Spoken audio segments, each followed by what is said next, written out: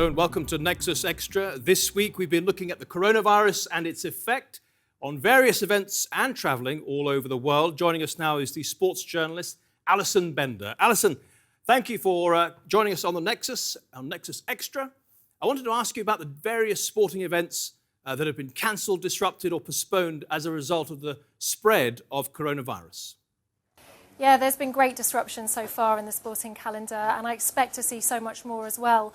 I'll start with the football because we saw many games in Serie A, Italy's top flight, cancelled, also played behind closed doors or postponed. That's, of course, because Italy became a hotbed with 11 different towns closed down. Similarly, we saw in the Six Nations, Italy against Ireland, due to be held in Dublin. They decided to postpone that one, again because of the participation of Italian athletes, but also the fans travel as well. This is the problem with sporting activities. Hundreds of thousands of fans gathering in close proximity, travelling as well, using public transport. We've seen the Chinese Grand Prix already cancelled. We've seen so many different sort of localised tournaments as well. The indoor championships, athletics in China, and they continue to monitor situations closely, such as the Tokyo Olympics.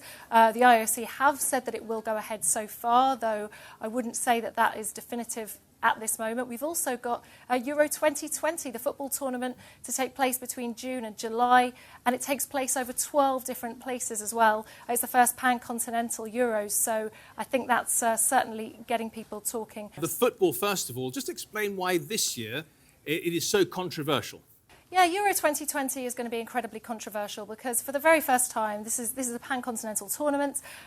Basically, we're seeing a lot of it held within London with Wembley, group games, semi-finals, quarter-finals and the final, but everything else over 12 different locations. So if you think about it, you've got journalists, you've got fans, you've got athletes, footballers travelling across all these different regions of Europe, and we've never really seen anything like this before. Usually the Euro tournament is held in either one or two locations. Already there has been talk about that being a problem for climate change and environmental issues, but now obviously with this coming into play, it's something that they're really looking at. I mean, UEFA have spoken about it and said that they won't close any sporting pathways unless the situation worsens, but as we're seeing day by day, the situation is worsening. And so I really do expect this tournament to be affected, to be honest, even though we've got a little bit away.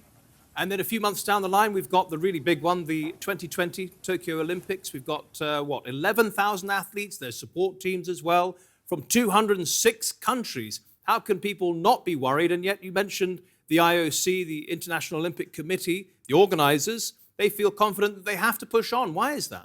Yeah, I mean, it's worth putting it into context. So in terms of Olympics, they've only ever been cancelled in history due to World War I and World War II, so 1916, 1944 and 1940. But other than that, they've never seen a cancellation. We saw the Zika virus affected Rio back in 2016. We also saw the Vancouver Winter Olympics with swine flu as well. So there have been smaller problems, but nothing on this scale. The IOC, Dick Pound has actually come out and said, we commit to this, it will go ahead. The problem is they said that a postponement is just too difficult with all the logistics, all the planning, so it's a matter of it either going ahead or a complete cancellation. At the moment they're saying it will go ahead. Like you say, 11,000 athletes. We've also got the Paralympics as well.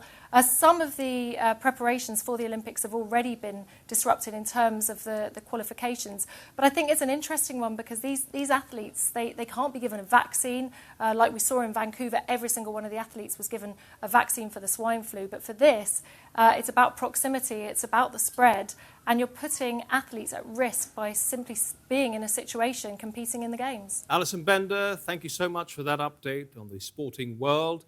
She's just joined us for our main programme, and you can see Alison and a travel expert and an epidemiologist in the full programme, the coronavirus and travel, on the link below. In the meantime, thanks for watching and see you there.